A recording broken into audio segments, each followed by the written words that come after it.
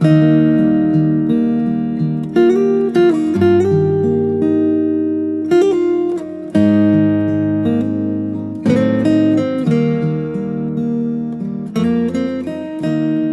soir, pour notre temps ensemble devant la parole de Dieu, nous reprenons dans 1 Pierre au chapitre 1.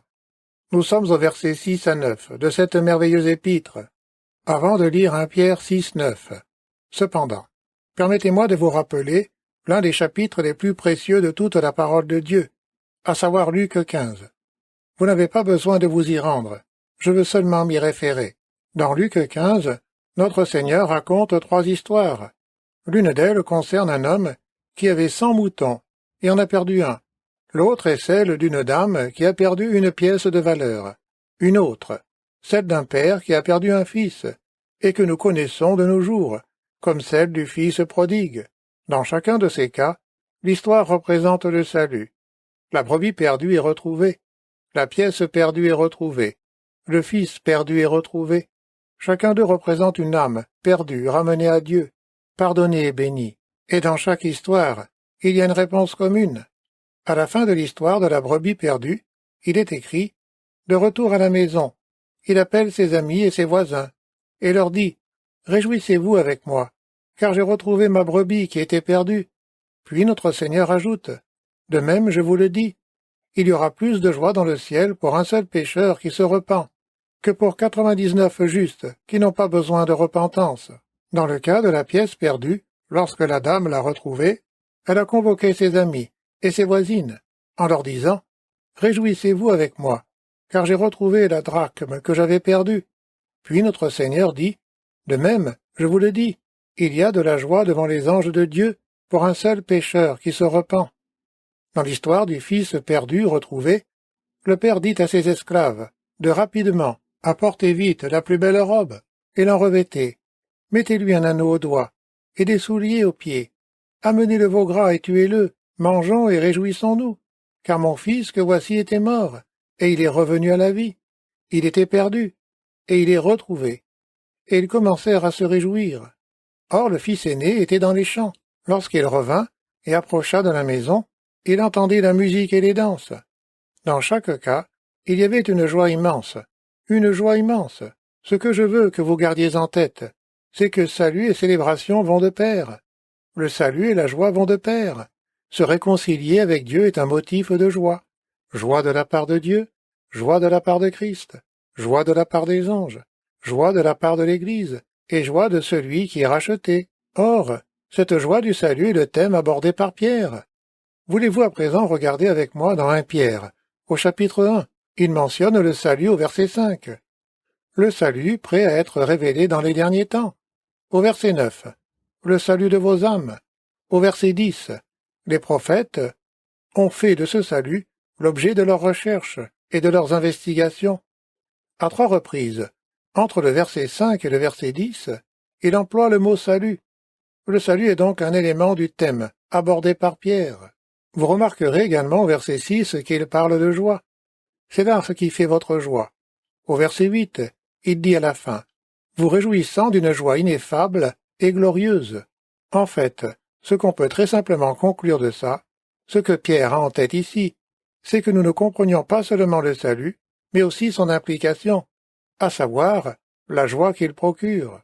La joie du salut est dans le cœur de Pierre dans ce passage. C'est bien parce que cela reflète ce que Pierre sait de la révélation de Dieu. Dans le psaume 4, 7, le psalmiste, par exemple, dit « Tu mets dans mon cœur plus de joie qu'ils n'en ont ». Ésaïe écrivait, chapitre 35, 10, que les rachetés du Seigneur viendraient avec des cris joyeux, avec une joie éternelle.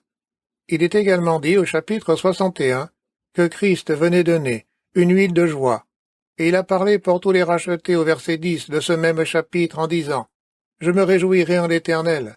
Mon âme sera ravie d'allégresse en mon Dieu, car il m'a revêtu des vêtements du salut. » Vous souvenez-vous également que lorsque les anges ont annoncé la naissance de Christ, ils ont dit qu'un Sauveur venait, et que sa venue apportait une bonne nouvelle, qui sera pour tout le peuple le sujet d'une grande joie. Luc 2,10. La joie et le salut ont été liés par l'apôtre Paul. Il écrit que les Thessaloniciens avaient reçu la parole avec joie. 1 Thessaloniciens 1,6. Or, la somme de tout cela est simplement écrite pour nous rappeler que la joie est le résultat du don du salut de Dieu, et nous tous qui sommes sauvés devons expérimenter cette joie. C'est pourquoi Paul a exhorté les chrétiens dans 1 Thessaloniciens 5,16, avec ces mots si familiers. Soyez toujours joyeux. Aux Philippiens, il a dit, réjouissez-vous toujours dans le Seigneur. Je le répète, réjouissez-vous. Pourquoi? Parce que la joie et l'exultation sont un élément de l'œuvre salvatrice de Dieu. Et si, malgré tout, le péché entrait dans la vie du croyant, la joie partirait. David l'exprime bien, n'est-ce pas? Dans Psaume 51,12, lorsqu'il se repent de ses terribles péchés, que sont son adultère et le meurtre, il crie à Dieu, disant « Rends-moi la joie de ton salut ». La joie est un élément de salut. Elle peut être perdue par le péché, au point que nous devions être exhortés à revivre la joie que Dieu nous a procurée. Le salut contient donc une joie intrinsèque que chaque croyant devrait expérimenter constamment. La question qui nous vient alors à l'esprit est de savoir comment vivre cette joie. Comment pouvons-nous capturer cette joie? Soyons francs. La plupart d'entre nous, nous ne sommes pas toujours remplis de joie. Nous ne sommes pas tout le temps en train de nous réjouir. Qu'est-ce qui restaure donc cette joie? Qu'est-ce qui motive cette joie?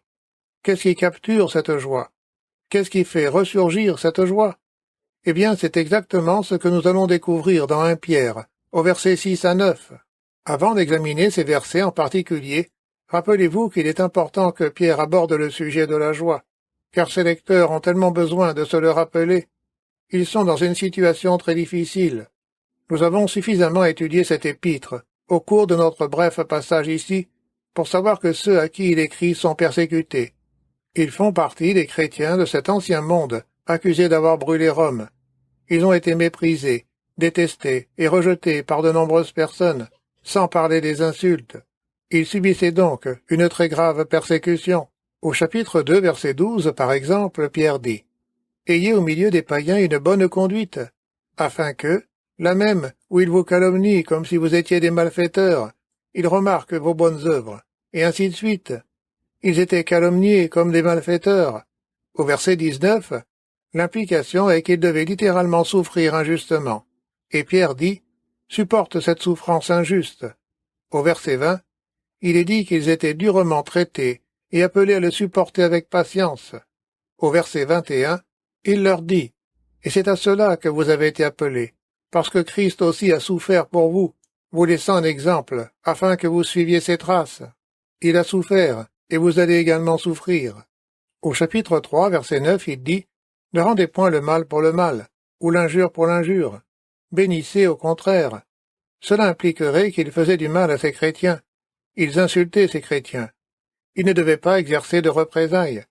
Le verset 14 dit « Quand vous souffririez pour la justice, vous seriez heureux. » Il leur rappelle ensuite de défendre leur foi et leur espoir, et de sanctifier dans vos cœurs Christ le Seigneur.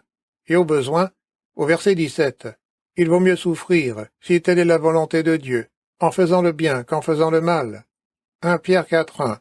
Ainsi donc, Christ ayant souffert dans la chair, vous aussi armez-vous de la même pensée. Chapitre 4:12. Ne soyez pas surpris, comme d'une chose étrange qui vous arrive, de la fournaise qui est au milieu de vous pour vous éprouver. Réjouissez-vous au contraire, de la part que vous avez aux souffrances de Christ, afin que vous soyez aussi dans la joie et dans l'allégresse lorsque sa gloire apparaîtra. Le verset 14 nous dit qu'ils ont été insultés pour le nom de Christ. Ils souffraient, dit le verset 16, en tant que chrétiens. Et nous ne devons pas en avoir honte, mais glorifier le nom du Seigneur. Et le verset 19 dit que si vous souffrez, vous vous engagez auprès de Dieu. 1 Pierre 5:10 dit « Après que vous aurez souffert un peu de temps, vous perfectionnera lui-même, vous affermira, vous fortifiera, vous rendra inébranlable. » Or, tous ces versets nous font savoir en termes non équivoques qu'ils étaient dans une période très, très difficile. C'était une époque qui pouvait facilement leur voler leur joie. Et c'est pourquoi Pierre lie la joie à leur salut, leur rappelant le bonheur de connaître Dieu à travers Christ, et le fait qu'ils devaient connaître la joie malgré tout cela. Ils font face à des difficultés qui ne devraient en aucun cas diminuer leur joie. Examinons maintenant les versets 6 à 9. Je vous laisse écouter au fur et à mesure que je lis. C'est là ce qui fait votre joie.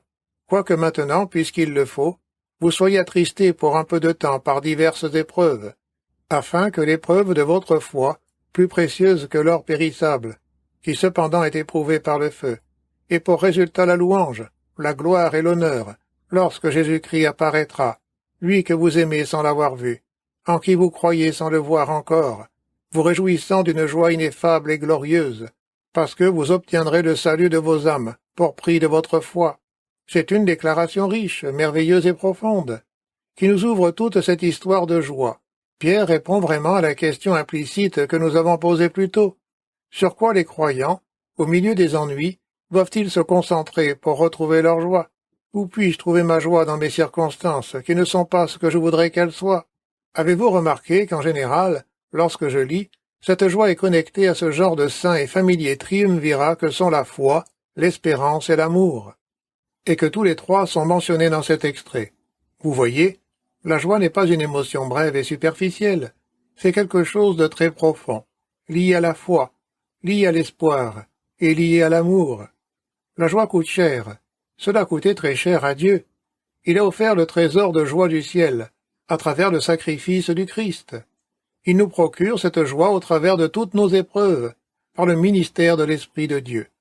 L'investissement pour le Père consistait donc à nous offrir le Fils et l'Esprit, afin que nous puissions éprouver de la joie. Et vous vous souvenez que lorsque nous étudions les Philippiens il y a quelques semaines, nous disions que la joie est produite par des choses bien plus profondes que celles qui produisent le bonheur. Les circonstances positives produisent le bonheur. Une relation positive avec le Dieu vivant, à travers Christ, produit la joie. Le bonheur provient d'éléments positifs. La joie vient d'une confiance profonde que votre vie est cachée avec Christ en Dieu. La joie est liée au salut. Vous me direz alors, « Eh bien, John, comment puis-je regarder à mon salut pour obtenir cette joie, pour découvrir cette joie, pour me concentrer sur cette joie, pour capturer cette joie ?» Pierre nous dit 5 choses. Il nous donne 5 points de contact pour redécouvrir votre joie. Je ne sais pas où vous en êtes dans votre vie chrétienne, mais si vous ne vous réjouissez pas toujours, si vous ne vous réjouissez pas toujours dans le Seigneur, si vous n'avez pas ce sens profond de paix et de satisfaction, ce cœur éclatant, ce frisson ardent et grisant dans votre vie, quelles que soient les circonstances, vous devez retrouver votre joie. Et Pierre nous donne 5 approches. Votre joie viendra du plus profond de vous-même. Elle n'est pas liée à votre situation. En un sens, elle n'est pas liée à ce que vous vivez. D'un autre côté, je vais vous montrer que si. Elle vient de la confiance dans certaines choses. Premièrement, la joie vient de la confiance, de posséder d'une part un héritage protégé. Un héritage protégé. C'est la première grande vérité qui apporte la joie du salut. Remarquez le verset 6. C'est là ce qui fait votre joie. En quoi? Ce renvoie au verset 3 à 5. C'est là ce qui fait votre joie. Ce mot, se réjouir, est un terme très significatif. Jésus l'utilise dans Matthieu 5,12, dans les Béatitudes, et cela est traduit dans la version anglaise autorisée par « sois extrêmement heureux ». Pierre l'utilise 3 fois, et Paul ne l'utilise jamais. C'est un mot beaucoup plus fort que le mot se réjouir. Chairo en grec, beaucoup plus fort. Cela signifie être extrêmement heureux, être heureux abondamment, au sens profond du terme, pas au sens circonstanciel. Il nous appelle donc à une grande joie. Ce mot est toujours utilisé pour évoquer la joie spirituelle, jamais la joie temporelle. Il s'agit toujours d'une joie qui vient d'une relation avec Dieu, jamais d'une joie qui vient d'une relation avec quelqu'un d'autre. De plus, comme il s'agit du terme grec communément employé, il contient l'idée d'une joie continuellement exubérante et d'allégresse. On peut le traduire par quelque chose du genre « jubilez, soyez dans une allégresse exubérante ». Il appelle donc à une grande joie. Sur quelle base? C'est là, dit-il, ce qui fait votre joie. À quoi ce « c'est là » fait-il référence? Pour le savoir, nous devons revenir au versets 3 à 5. Béni soit Dieu, le Père de notre Seigneur Jésus-Christ, qui, selon sa grande miséricorde, nous a régénérés pour une espérance vivante, par la résurrection de Jésus-Christ d'entre les morts, pour un héritage qui ne se peut ni corrompre, ni souiller, ni flétrir, lequel vous est réservé dans les cieux. Voilà ce qui nous intéresse, à vous qui, par la puissance de Dieu, êtes gardés par la foi pour le salut, prêt à être révélé dans les derniers temps. Nous avons étudié cela la dernière fois, et nous avons évoqué le fait que Pierre parle ici d'un héritage protégé que chacun de nous, en Christ, avons auprès de Dieu. Dieu, par sa miséricorde, nous a fait renaître pour une espérance vivante. C'est une espérance qui vit toujours, et cet espoir est que nous recevrons un héritage éternel, un héritage qui ne pourra jamais périr, un héritage qui ne pourra jamais être souillé, un héritage qui ne disparaîtra jamais, et nous ne pourrons jamais le perdre, car nous sommes protégés par le pouvoir de Dieu. Nous avons donc un patrimoine éternel, protégé. C'est là, dit-il, ce qui fait votre joie. Où cherchez-vous votre joie? Voilà la question. Cherchez-vous votre joie dans votre situation?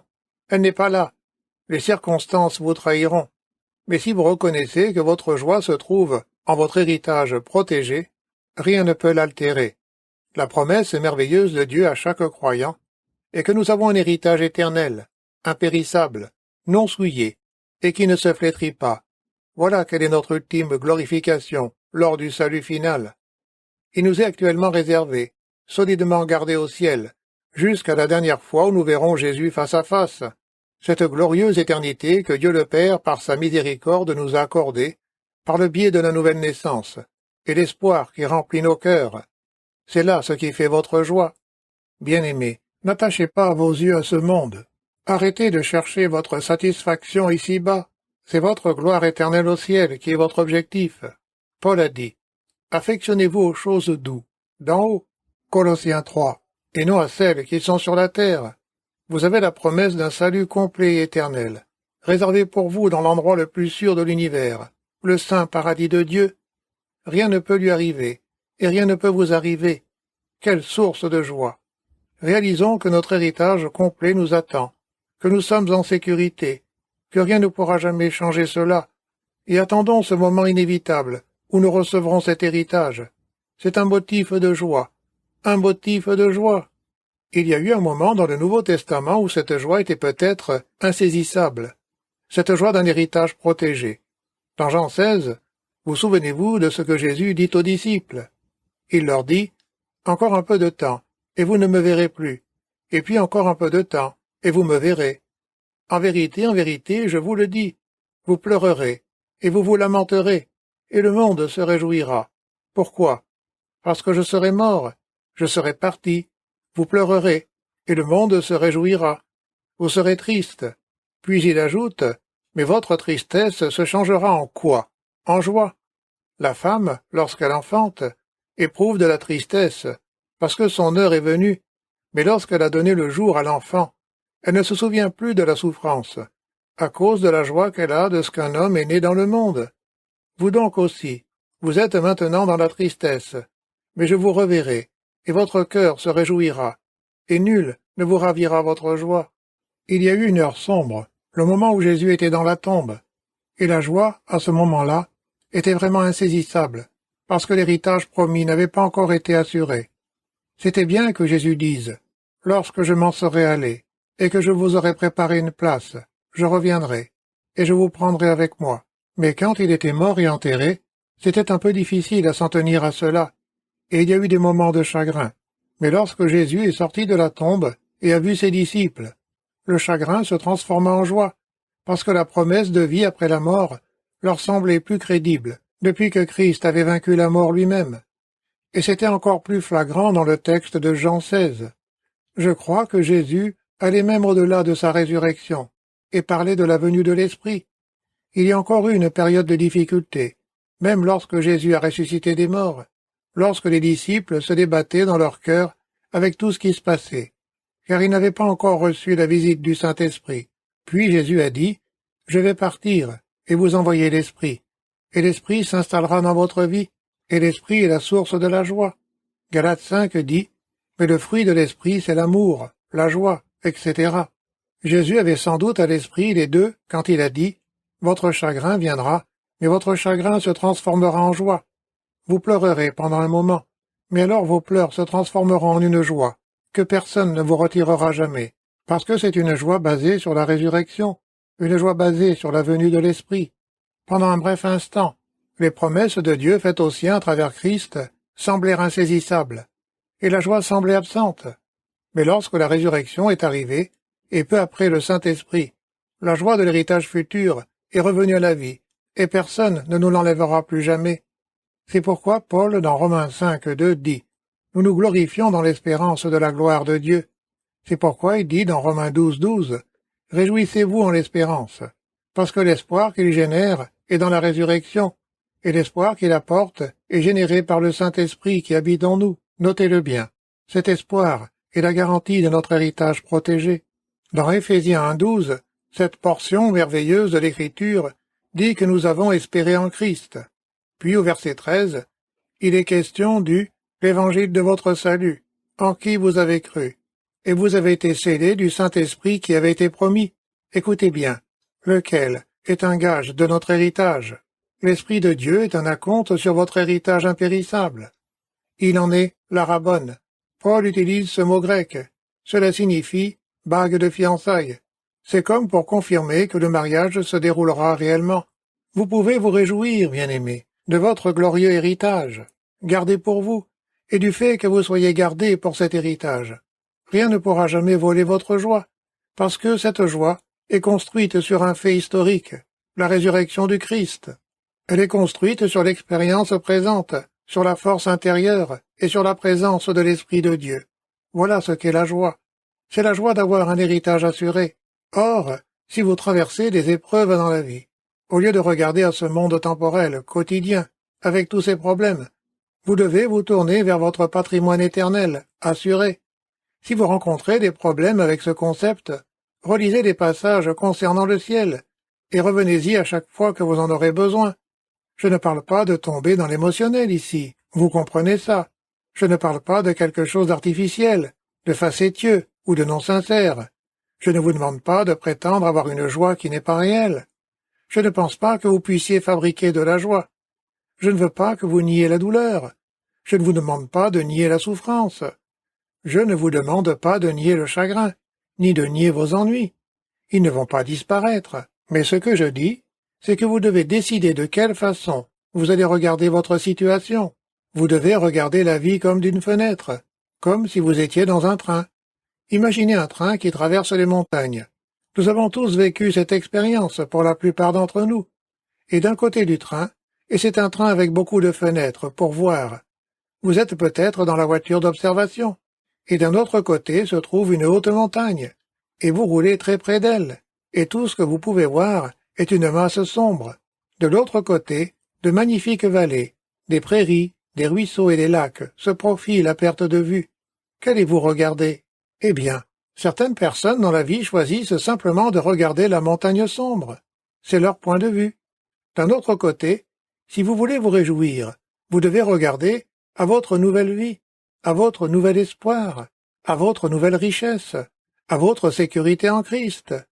Quelle bêtise d'être tourmenté par les ténèbres, parce que vous avez choisi de regarder par la mauvaise fenêtre. Et la raison pour laquelle tant de chrétiens sont misérables, accablés de fardeaux, de culpabilité, d'aspirations non réalisées, et de résolutions brisées, c'est qu'ils ne regardent pas à leur héritage éternel, glorieux, assuré. Votre joie, écoutez bien, c'est le moment, doit être en grande partie la joie de l'anticipation, la joie de l'anticipation. Et c'est valable, et vous vivez avec la joie de l'anticipation, au sens temporel du terme. Vous êtes tout enthousiaste des mois et des mois à l'avance, avant de partir en vacances. Bien souvent, l'anticipation est meilleure que la réalité. Vous êtes à peine en vacances depuis 3 jours, que vous vous dites « Pourquoi est-ce que je dépense tout cet argent ?» Mais je vais vous dire une chose, c'est la vie. Vous attendez une nouvelle voiture, et très vite, ce n'est plus ce que vous pensiez. Une nouvelle maison, et très vite, ce n'est plus ce que vous pensiez. Dans ce cas, la réalité dépassera de loin les prévisions. Mais anticiper suffit à vous donner de la joie. Gardez les yeux sur votre héritage assuré. La seconde source de joie dans le salut n'est pas seulement un héritage assuré, mais aussi une foi éprouvée. Une foi éprouvée. C'est tellement pratique. C'est là ce qui fait votre joie. Quoique maintenant, puisqu'il le faut, vous soyez attristés pour un peu de temps par diverses épreuves. C'est une idée très riche. Je ne pourrai peut-être même pas terminer ce soir. Probablement pas. Mais vous allez recevoir un enseignement très important ici. Or, écoutez-moi attentivement. Je viens de vous dire de vous concentrer sur la joie de l'anticipation. Voilà à présent son pendant. Voilà une autre sorte de joie. Voici une joie qui existe même si vous traversez actuellement diverses épreuves. Cela nous ramène directement à ce monde, afin que, écoutez bien ceci, la joie ne soit pas seulement la façon dont vous voyez votre avenir, mais aussi la façon dont vous percevez le présent. La joie ne vient, écoutez attentivement, pas en dépit des problèmes, mais à cause des problèmes.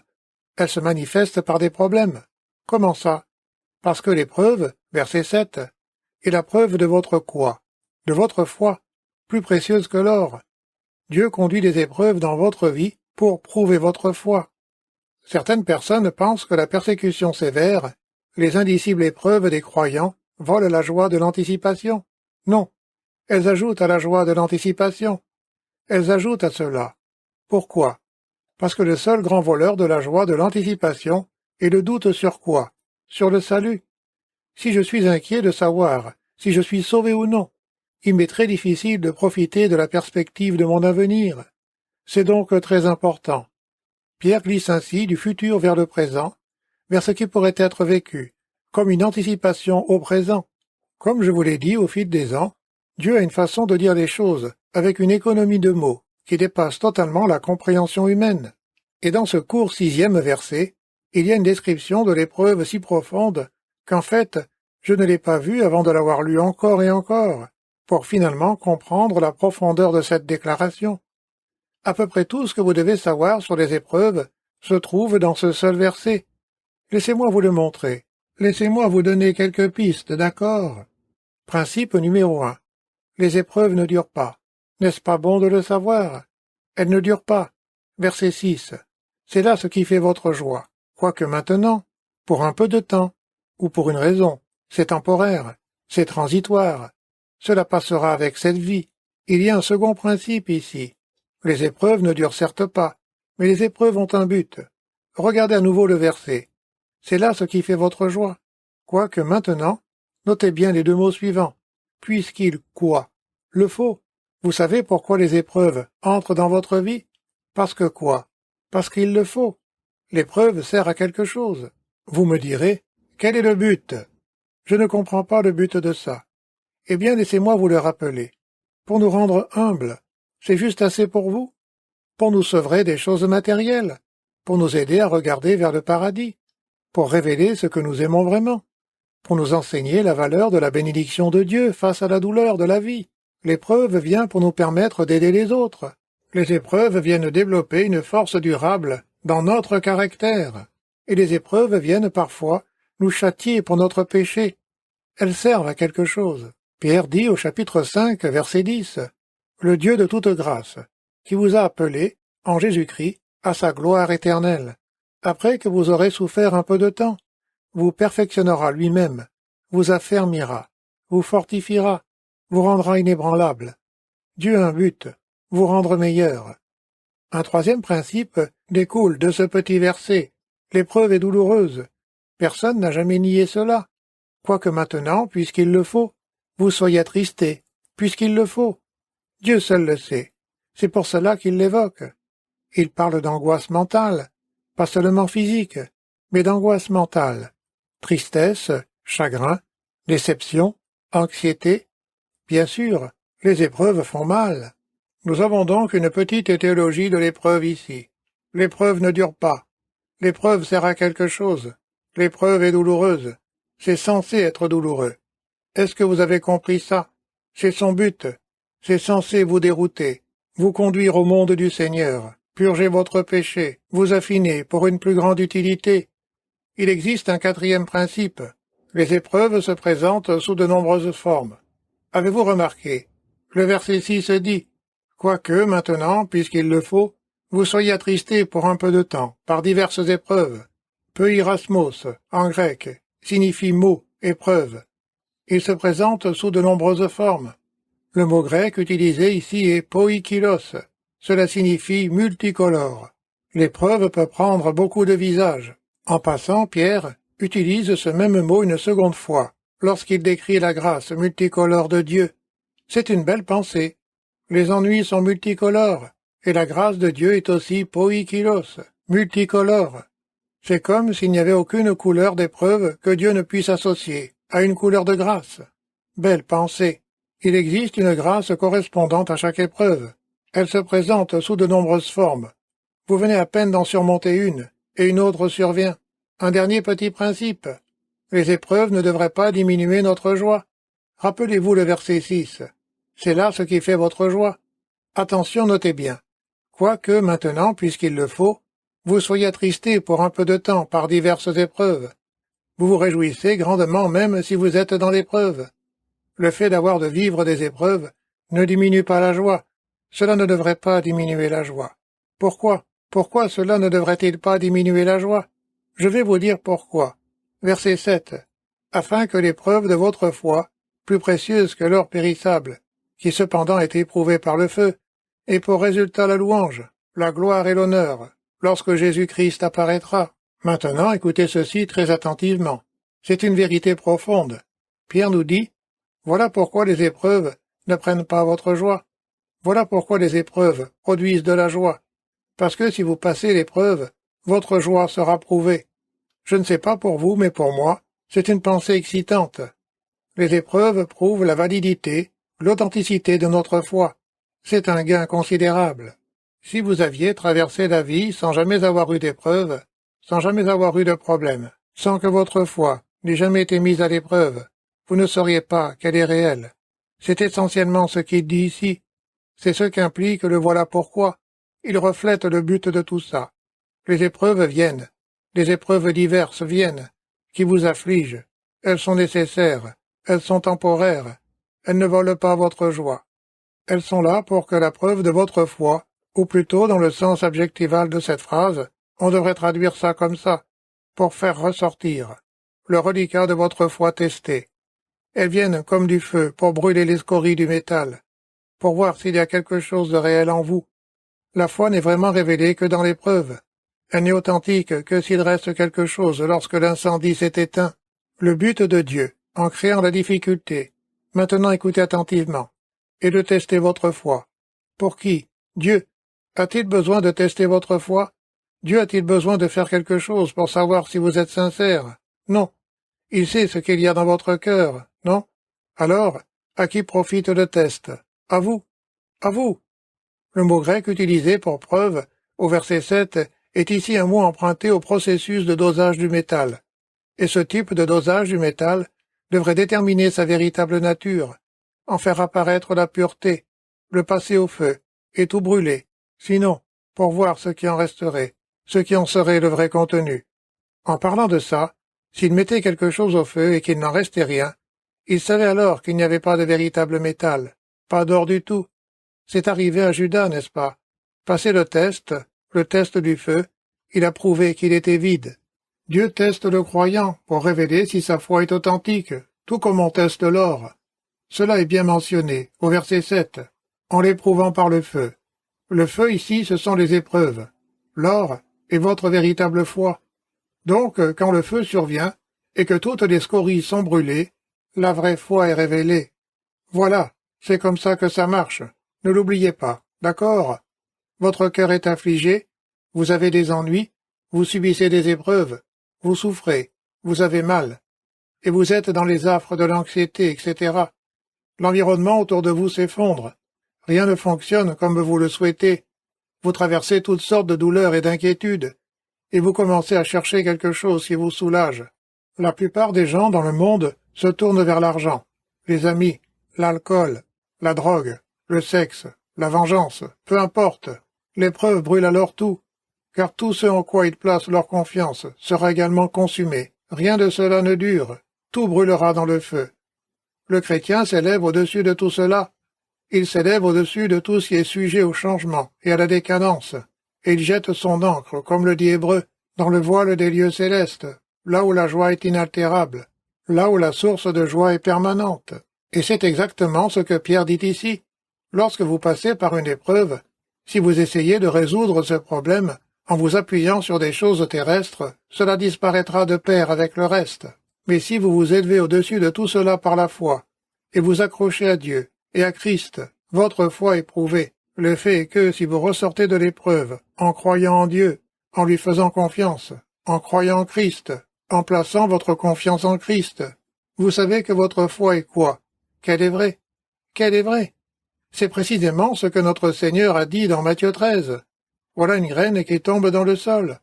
La plante pousse, puis le soleil apparaît, brûle la plante. Il n'y a alors plus de vie du tout, aucun moyen de puiser dans les racines. Et sous la persécution et le trouble, la plante sèche et meurt. Elle ne portera jamais de fruits. Croyez-moi, les problèmes, les épreuves, la persécution et le jugement révèlent le caractère de la foi. Les épreuves viennent pour prouver que votre foi est authentique. Arrêtons-nous sur cela un instant.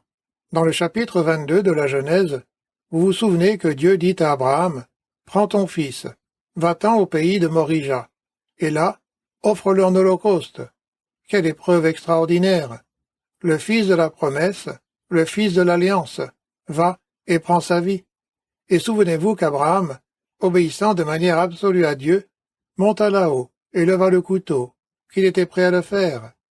Après tout, Dieu a dit de le faire, et il croyait en Dieu, même si Dieu devait ressusciter son fils d'entre les morts. L'auteur d'Hébreux dit que la raison pour laquelle il était disposé à tuer son fils était parce qu'il croyait en un Dieu qui ressusciterait les morts, même s'il n'avait jamais vu de résurrection. À notre connaissance, il n'y a jamais eu de résurrection. Il croyait que Dieu ferait cela, parce qu'il croyait que Dieu ferait ce qu'il fallait pour maintenir son alliance si Isaac était mort. Alors il est monté là-haut, prêt à poignarder son fils. Et l'ange du Seigneur, au verset 11, vint du ciel et dit, « Abraham, Abraham !» Et il répondit, « Me voici. » L'ange dit, « N'avance pas ta main sur l'enfant, et ne lui fais rien. » Puis verset 12, « Car je sais maintenant que tu crains Dieu. » C'était un test. C'était un test. Car je sais maintenant que tu crains Dieu. Je ne pense pas qu'Abraham n'ait jamais douté de lui de son vivant. Job a été mis à l'épreuve, et la foi de Job s'est révélée réelle. Elle s'est révélée authentique, peu importe ce que Satan a envoyé sur Job. Il n'a jamais cessé de faire confiance à Dieu. Quand ses soi-disant amis sont venus avec leurs suggestions stupides, il n'a pas cessé de faire confiance à Dieu. Quand sa femme lui a dit de maudire Dieu et de mourir, il n'a pas cessé de faire confiance à Dieu.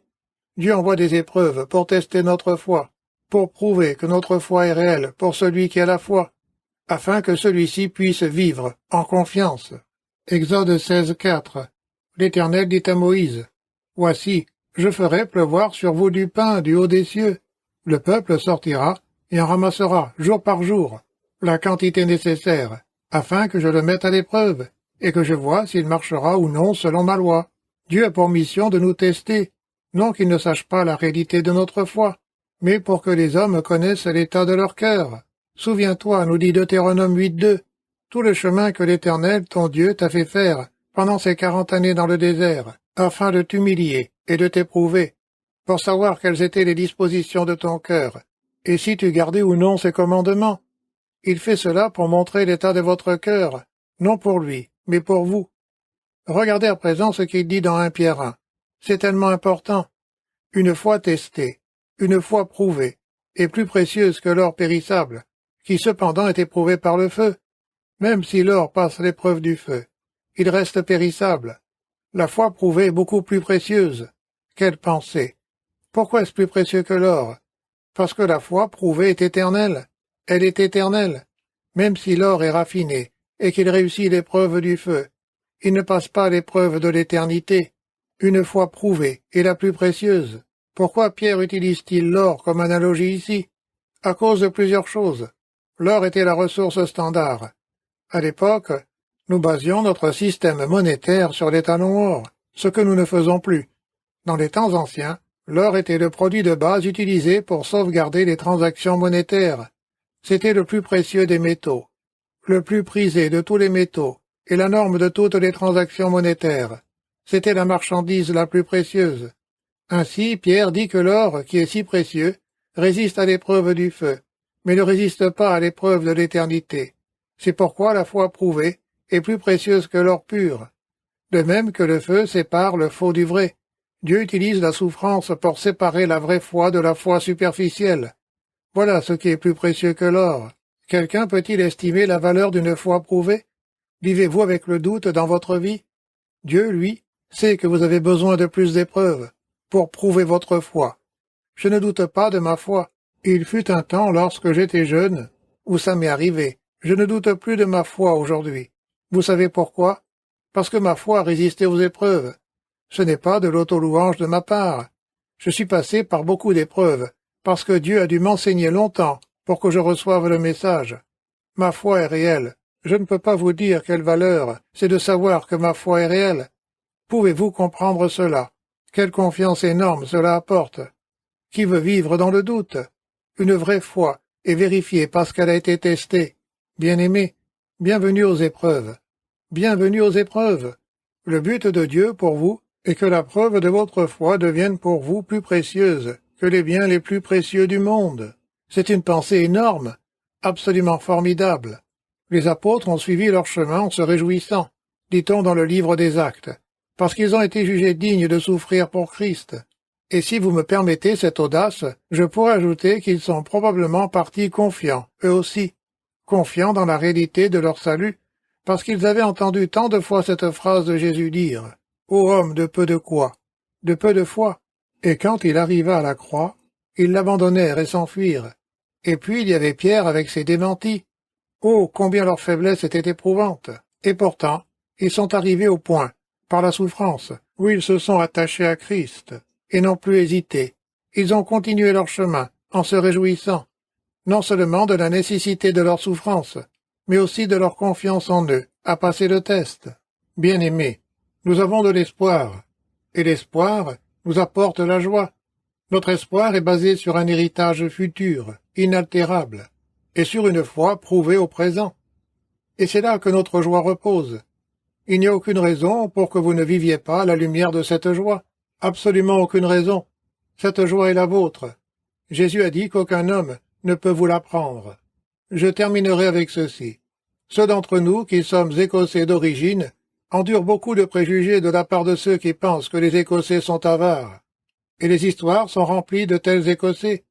L'une de ces histoires assez connue est celle de l'Écossais qui, arrivé à Liverpool, est prêt à embarquer sur un navire pour l'Amérique.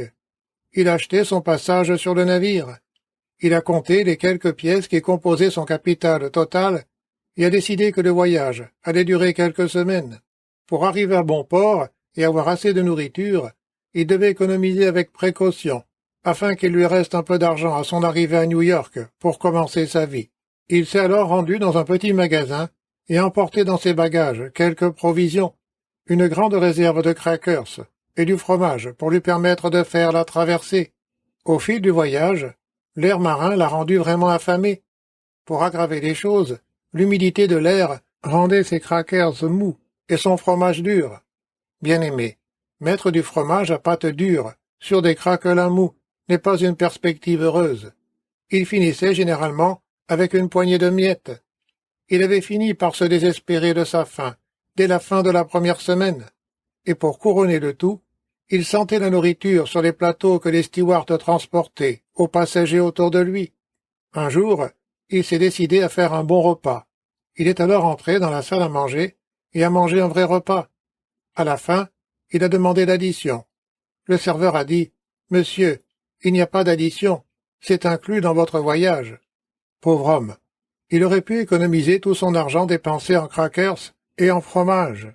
Il aurait pu se rendre à la salle à manger, manger tout son sou.